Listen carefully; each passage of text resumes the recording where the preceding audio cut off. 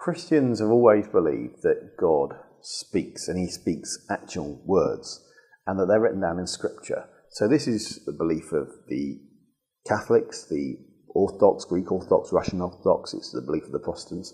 It's also the belief that Jews have of the Old Testament, and even Samaritans have of the first 5 books of the Old Testament. The idea that God speaks specific words.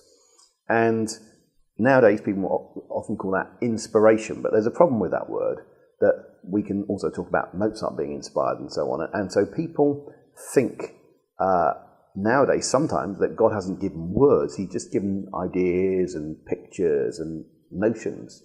And in fact, we need to recognize that Christians have always believed that God gave words. This is what Jesus believed. He actually quoted the Old Testament as words given by God.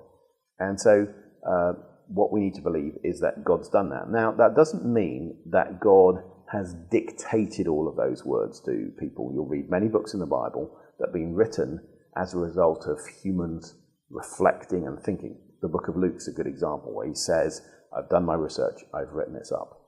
So it's not that dictation is a process, it's rather this, that when Luke has finished his work, he can say, I researched those words and I wrote them down, and God can also say, each of those words comes from me.